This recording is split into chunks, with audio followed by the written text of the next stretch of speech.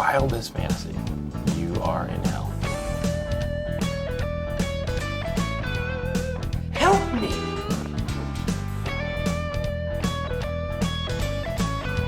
Your fantasy what? It's our draft. I can fix it. Hello, it's your hosts with the most, Travis Yates and Dennis Sosic, back together again on Fantasy Fixers after taking some R&R during the holidays.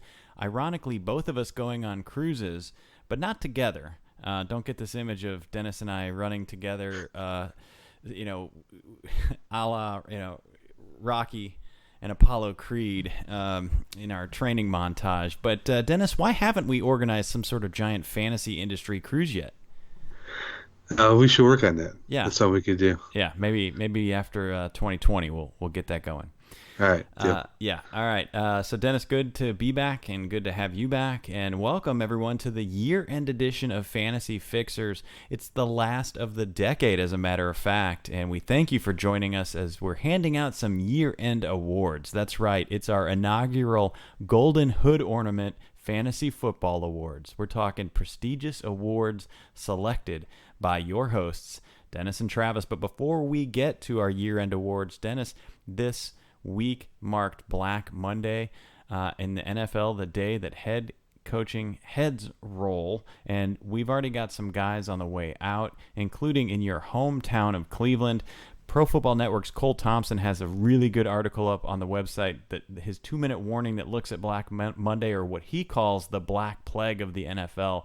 Dennis, what's the latest you're hearing regarding NFL head coaching news? Yeah, it was. I'm kind of glad that Kitchens, is on the coach. I mean, he's a good guy, but he's definitely not a head coach. That team was very disorganized, and it showed every week. So, and the Browns are looking. They're already looking to interview several coaches, including Josh McDaniel. There's always rumors about Urban Meyer coming here, which I hope that doesn't happen.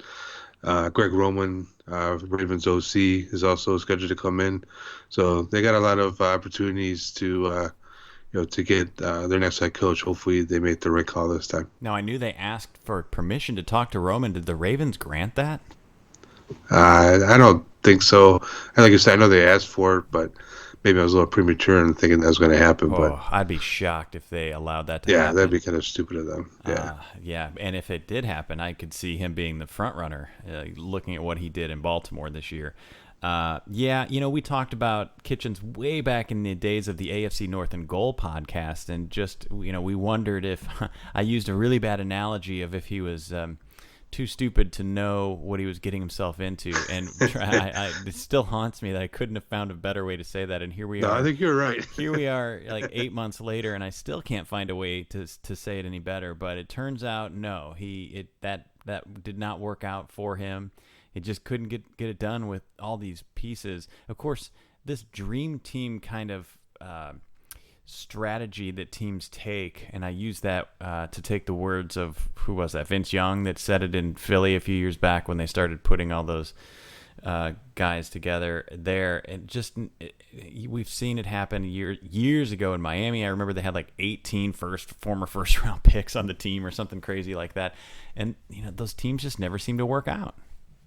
Yeah, right. Yeah, I think it's obviously the head coach is somebody has to mold all those guys together. And being a first time coach as in Kitchens, I was I have to admit I was drinking the Kool-Aid a little too hard on for the season, being a Browns fan, and seeing all the acquisitions that they made, and with what they ended up last year having success. I thought they would build upon that, but they went in the different direction.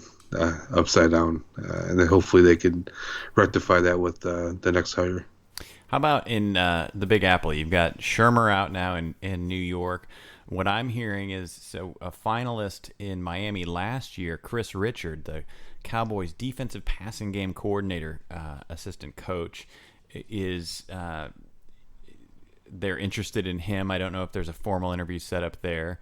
I've heard a few other names float around. Eric Bieniemy, the Chiefs offensive coordinator, Josh McDaniels, who's I think is going to be linked to every opening at this point. And then I've heard that they're also interested in speaking with Baylor head coach Matt Rule. So what do you think? Are you hearing anything else out of New York? Not to say names I'm hearing. It was kind of weird. They at the end of the year they had some success in that offense with Daniel Jones actually playing well. And we always we talked about how bad of a pick it was at the time, and kind of proving us wrong that he actually succeeded pretty well at the end of the year. He makes a lot of turnovers, but he did make some plays. And you always got Barkley there, and the receivers with Slayton and Shepard and Golden Tate play well at the end of the year. Finally when he was healthy, so.